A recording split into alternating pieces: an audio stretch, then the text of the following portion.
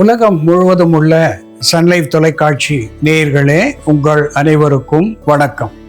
இது நாட்டு மருத்துவம், நலம் தரும் மருத்துவம், எல்லோருக்கும் ஏற்ற பக்க விளைவுகள் இல்லாத பாதுகாப்பான மருத்துவம். எளிய மருந்துகளை இந்த நிகழ்ச்சியில நாம் ஒவ்வொன்றாக பார்த்து பழகி பயன்பெற்று வருகின்றோம். இன்று சில மருத்துவ குறிப்புகளை நாம் தெரிந்து கொள்வோம். The BPH, Benign Prostatic Hyperplasia என்று ஆங்கிலத்திலே சொல்லப்பெறுவது விந்து பையனுடைய அழற்சி, வீக்கம், அடைப்பு என்பது இதனுடைய விளைவு. பெனைன் என்று சொல்லுகின்ற பொழுது பயப்பட தேவையில்லாத ஒரு வீக்கம் என்று பொருளாகும். Benign prostatic hyperplasia. இந்த நோய் கண்டபோது விந்து பை வீக்கம் ஆவதனாலே சிறுநீர் பாதையிலே அடைப்பு ஏற்படுவது, அழுத்தம் ஏற்படுவது என்பது இயற்கை. இது 40-45 வயது ஆடவர்களுக்கு சாதாரணமாக வரக்கூடிய ஒன்று என்றாலும் பயப்பட வேண்டிய ஒன்றும் இல்லை. ஆனால் சிறுநீர் அடக்க ஒண்ணாமல் உடனே போக வேண்டும் என்கின்ற உணர்வு, த இன்கான்டினன்ஸ் ஆஃப் யூரின் என்று சொல்லுகின்ற வகையிலே சிறுநீரை அடக்க ஒண்ணாமை அல்லது வேகமாக போக வேண்டும் என்ற உணர்வு வந்த போதும் அங்கே அடைபட்டு போவது போல சுட்டு சுட்டாக வருவது, இப்படிப்பட்ட நிலைதான் பெனைன் ப்ராஸ்டேட்டிக் ஹைப்பர்பிளேசியா. இதற்கு பம்ப்கின் சீட்ஸ், பூசணி வித்து ஒரு நல்மருந்தாகி பயன் தருகிறது. ஒரு பிடி பூசணி வித்து எடுத்து நாட்டு மருந்து கடைகளிலே கிடைக்கக்கூடிய ஒன்று. பூசணி வித்தாக இருந்தாலும் சரி, தர்பூசணி வித்தாக இருந்தாலும் சரி, வெள்ளரி வித்தாக இருந்தாலும் சரி, ஏதேனும் ஒன்று எடுத்து ஒரு பிடி எடுத்து அதிலே பாதியை இடித்து காலையிலே ஒரு பங்கும் மீதி பாதியை இரவிலேயும் இடித்து பாலோடு சேர்த்து சாப்பிடுவது அல்லது மென்று தின்றுவிட்டு நீர் பருகுவது. இந்த நிலையிலே நாளடைவிலே இந்த ப்ராஸ்டேட்டிக் ஹைப்பர்பிளேசியா என்று சொல்லக்கூடிய விந்து பையனுடைய வீக்கம் குறைந்து சிறுநீர் தொல்லைகளிலிருந்து சீக்கிரம் விடுதலை ஏற்படும் என்பது உண்மை. அன்பான நேயர்களே, மெனோரேஜியா, மெட்டோரேஜியா, ஹெமரேஜஸ் என்றெல்லாம் ஆங்கிலத்திலே சொல்லப்பெறுவது பெரும்பாடு, அதிகமான உதிரப்போக்கு. இந்த நிலையிலே இந்த குருதி போக்கை நிறுத்துவதற்கு அஸ்ட்ரிஞ்சன்ட் என்று சொல்லக்கூடிய வற்றச் செய்யும் தன்மையுடைய மருந்துகள் நமக்கு தேவை. ஸ்டிப்டிக் ஹெமோஸ்டாட்டிஸ் என்று அதை ஆங்கிலத்திலே சொல்லுவார்கள்.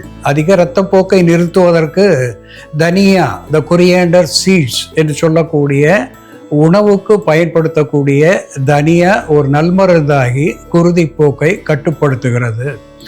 ஒரு தேக்கரண்டி தனியா தூள் எடுத்து அதை நீரிலிட்டு காய்ச்சி அதனோடு பனக்கற்கண்டோ அல்லது தேனோ கலந்து அன்றாடம் 2 வேளை பருகி வருகின்ற பொழுது அதிகமான குருதிப்போக்கு போவதை அது உடனடியாக தடுத்து நிறுத்தும். அதனாலே இந்த அனீமியா என்று சொல்லக்கூடிய இரத்த சோகை வாராமல் பாதுகாக்க பெறும் என்பதையும் சுட்டிக்காட்ட விரும்புகின்றேன்.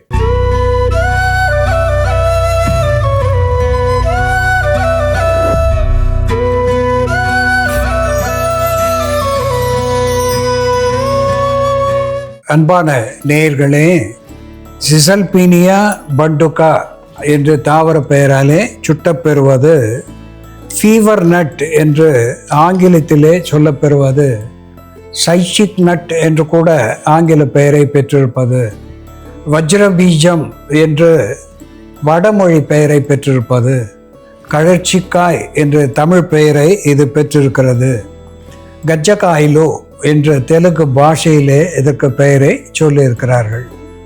இந்த ஃபீவர் நட் என்று சொல்லுகின்ற பொழுது இது காய்ச்சலை தணிக்கக்கூடிய ஒன்றாக விளங்குகிறது. Anti bacterial, anti fungal, anti microbial என்கின்ற மருத்துவ குணத்தை பெற்றிருப்பதினாலே வலி, வீக்கத்தை கரைக்கக்கூடிய, தணிக்கக்கூடிய ஒன்றாக விளங்குகிறது. Anti microbial, anti filarial, anti malarial என்று சொல்லுகின்ற வகையிலே நுண்கிருமிகளை போக்குவதாக, மலேரியா காய்ச்சல் என்று சொல்லுகின்ற கொசுவினாலே வருகின்ற குளிர்காய்ச்சலை தடுக்கக்கூடிய ஒன்றாக, ஃபைலேரியா என்று சொல்லுகின்ற யானைக்கால் நோயை போக்கக்கூடிய ஒன்றாக, அந்த நாளே வருகின்ற வீக்கத்தை கரைக்கக்கூடிய ஒரு உள்மருந்தாக இந்த கழற்சிக்காய் விளங்குகிறது. குறிப்பாக கழற்சிக்காயினிலே உள்பகுதியிலே ஒரு காயிலே ஒரு முந்திரி பருப்பை போன்ற ஒரு வெள்ளை பருப்பை நாம் பார்க்கிறோம். சாதாரணமாக ஒரு வேளைக்கு ஒரு காயின் உள்ளிருக்கின்ற பருப்பை மட்டும் எடுத்து அதனோடு 5 மிளகு சேர்த்து பொடித்து உறவாடும்படி கலந்து இரவு நேரத்திலே படுக்க போகுமுன் நாம் சாப்பிட்டு வருவதனாலே இந்த பிசிஓடி என்று மாதரை பற்றுகின்ற துன்பம், பாலிசிஸ்டிக் ஓவரியன் டிசார்டர், இதனாலே மாதவிலக்கு குறைபாடு, முறையற்ற மாதவிலக்கு, அதிகமான மாதவிலக்கு என்கின்ற நிலையிலே இருந்து விடுதலை தருகிறது. அது மட்டுமல்லாமல் குழந்தை பேர் இல்லாதவர்களுக்கு ஆன்டி எஸ்ட்ரோஜெனிக் என்கின்ற வகையிலே செயல்பட்டு இது குழந்தை பேற்றை தரக்கூடியதாக விளங்குகிறது. இதனுடைய விதையாக இருந்தாலும் சரி, இதனுடைய இலைக்கு கூட அப்படிப்பட்ட ஒரு தன்மையை நம் முன்னோர்கள் சொல்லியிருக்கிறார்கள். இதனுடைய காம்புகள் அதிகமான கூர்மையான முட்களை பெற்றிருக்கிறது. இந்த இலைகளை மட்டும் எடுத்து ஒரு தேக்கரண்டி அளவுக்கு விழுதாக்கி மாதவிலக்கு ஆன 3 நாட்களுக்கு, மாதவிலக்கு நின்ற 3 நாட்களுக்கு இதை காலையிலே மோரோடு கலந்து கொடுக்கின்ற பொழுது பெண் மலடு என்கின்ற ஃபீமேல் இன்ஃபெர்டிலிட்டி என்பது மறைந்து அவர்களுக்கு கருவுறுகின்ற நிலை ஏற்படுகிறது. வீக்கத்தை வற்றச் செய்வதாக விளங்குகிறது. உள்ளுக்கு சாப்பிடுவதனாலே உள் உறுப்புகள் எங்கே வீக்கம் கண்டாலும், குறிப்பாக த தைராய்டு கிளாண்ட் என்று சொல்லக்கூடிய தைராய்டு சுரப்பி வீக்கத்திலே இருந்து விதை வீக்கம் ஹைட்ரோசிலி வரையிலே குறைக்கக்கூடிய ஒன்றாக இது திகழ்கிறது. அதோடு கூட ஹெப்படோ புரொடெக்டிவ் என்கின்ற வகையிலே கல்லீரல் மண்ணீரல் வீக்கங்களை தவிர்க்கக்கூடிய, தணிக்கக்கூடிய ஒன்றாக இது திகழ்கிறது. மிகுந்த கசப்புடையது, த கிங் ஆஃப் பிட்டர்னஸ் என்று ஆங்கிலத்திலே சொல்லுகின்ற வகையிலே கசப்புகளிலே அரசன் என்று பெயர் பெற்ற இந்த கழற்சிக்காய் ஒரு அற்புதமான மருந்தாகிறது. இதை எப்படி மருந்தாக்கி பயன்படுத்துவது என்று செயல்முறையிலே பார்ப்போம், வாருங்கள். நேயர்களே, நாம இன்னைக்கு கழற்சிக்காயின் மருத்துவ குணங்கள் என்ன, கழற்சி கொடியின் பாகங்களை நம்ம எப்படி மருந்தா பயன்படுத்துறதுன்னு பார்க்கலாம். முதல்ல நாம கழற்சிக்காய் விதைகளை பயன்படுத்தி, கழற்சி பருப்பை பயன்படுத்தி யானைக்கால் ஜுரத்தினால் ஏற்படக்கூடிய விரை வீக்கம், கிருமி தொற்றால் ஏற்படக்கூடிய நெறி கட்டுதல், நெறியில் உண்டாகக்கூடிய வலி வீக்கம் இவற்றை சரி செய்யக்கூடிய ஒரு மருந்து எப்படி தயார் பண்றதுன்னு பார்க்கலாம். இதற்கு தேவையான பொருட்கள்: கழற்சி பருப்பு, மிளகு, பெருங்காயம், கருந்துளசி. ஒரு பாத்திரத்துல கொஞ்சம் நீர் விட்டுக்கலாம். இதோட நம்ம கருந்துளசி இலைகள் சேர்த்துக்கலாம். கருந்துளசி இலைகள் ஒரு 5-6 இலைகள் சேர்த்துக்கலாம். நார்மல் துளசியை விட கருந்துளசி வீரியம் அதிகமா இருக்கும். நம்ம கொஞ்சம் சேர்த்தோம்னாலே காரத்தன்மை நிறைய இருக்கும். கருந்துளசி இலைகள் கொஞ்சம் சேர்த்துட்டு அதோட நம்ம ஒரு சின்ன பீஸ் பெருங்காயம் சேர்த்துக்கலாம். ஒரு சிறிய துண்டு பெருங்காயம், மிளகு ஒரு 5-6 மிளகு தட்டி போட்டுக்கலாம்.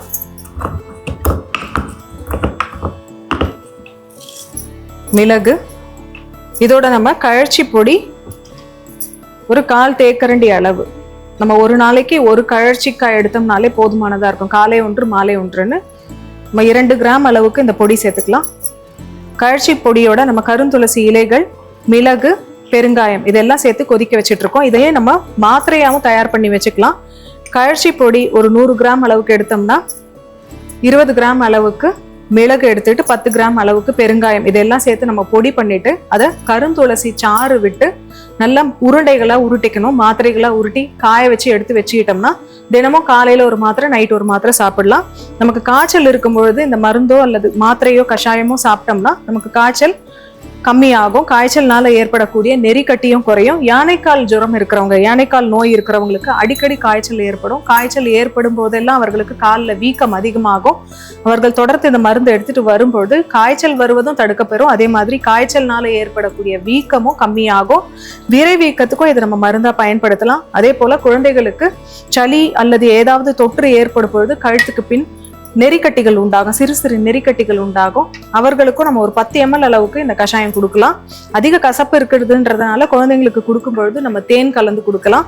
கழற்சி கொடியோட இலை கிடைச்சதுன்னா இதையும் நம்ம மருந்தா பயன்படுத்தலாம். இந்த இலைகளை எடுத்து நம்ம தேங்காய் துருவலோட சேர்த்து வதக்கிடணும். விளக்கெண்ணெய் விட்டு வதக்கிட்டு அதை ஒரு மூட்டை கட்டி நெறிக்கட்டுகளுக்கு நம்ம ஒட்டடம் கொடுக்கலாம். அதே போல விரை வீக்கத்துக்கும் இதை ஒட்டடம் கொடுத்துட்டு வரும்பொழுது அந்த வீக்கம் கம்மியாகும். கழற்சிக்காயை மூட்டுகளில் ஏற்படக்கூடிய வீக்கம் மற்றும் வலிக்கு நம்ம மேல் பற்றா பயன்படுத்தலாம். மூட்டுகள் ஆஸ்டியோபோரோசிஸ் இருக்கிறவங்களுக்கு அடிக்கடி மூட்டுல நீர் கோத்துட்டு வீக்கம் ஏற்படும், அதிகப்படியான வலி இருக்கும். அப்படி இருக்கும் பொழுது நம்ம கழற்சிக்காய் பொடியோட முட்டை வெள்ளைக்கரு சேர்த்து அதை மிக்ஸ் பண்ணிட்டு ஒரு பேஸ்டா மேலே அப்ளை பண்ணிட்டு வரும்பொழுது அந்த வீக்கம் கம்மியாகும். முட்டை வெண்கருக்கு பதில் நம்ம உளுத்தம் பருப்பும் பயன்படுத்தலாம். உளுந்து மாவு மற்றும் கழற்சி கொடி இவை இரண்டையும் மிக்ஸ் பண்ணி பேஸ்ட் பண்ணி எக்ஸ்டர்னலாக நம்ம அப்ளை பண்ணிட்டு வரும்பொழுது வீக்கம் கம்மியாகும். இந்த கஷாயம் இப்போ தயாராகிடுச்சு, இதை வடிகட்டிடலாம். கழற்சிக்காய், கருந்துளசி, மிளகு மற்றும் பெருங்காயம் சேர்ந்த இந்த மருந்து காலை மாலைன்னு 30 ml அளவுக்கு சாப்பிட்டுட்டு வரும்பொழுது யானைக்கால் ஜுரத்தினால் ஏற்படக்கூடிய வலி, வீக்கம் இவை இரண்டும் படிப்படியாக குறைய ஆரம்பிக்கும். யானைக்கால்னால வரக்கூடிய விரை வீக்கத்துக்கும் இதை மருந்தா பயன்படுத்தலாம். அதே போல கிருமி தொற்று ஏற்படும் பொழுது ஏற்படக்கூடிய நெறிக்கட்டிக்கும் இதை நம்ம மருந்தா பயன்படுத்தலாம். அன்பான நேயர்களே, சிசல்பீனியா பண்டுகா என்று சொல்லக்கூடிய ஃபீவர் நட் என்ற ஆங்கில பெயரை பெற்றிருக்கின்ற கழற்சிக்காய் எப்படி மருந்தாகிறது என்று நாம் பார்த்து வருகின்றோம்.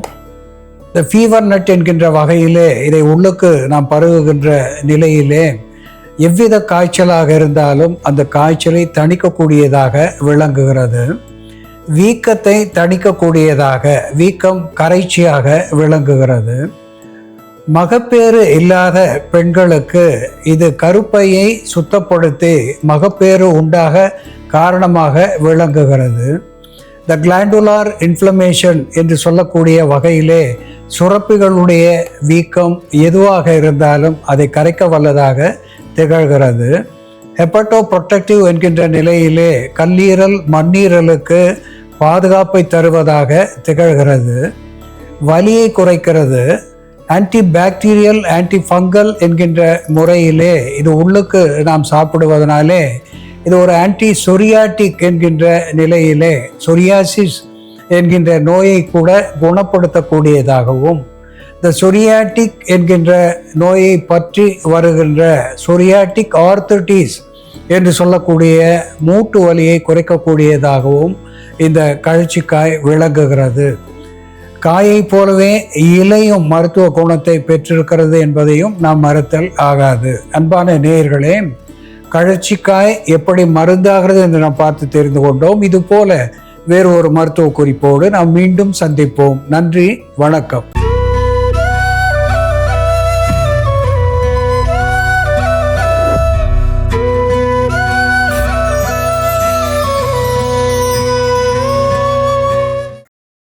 இன்னும் பல வீடியோக்களை காண சன் லைஃப் சேனலை சப்ஸ்கிரைப் பண்ணுங்க.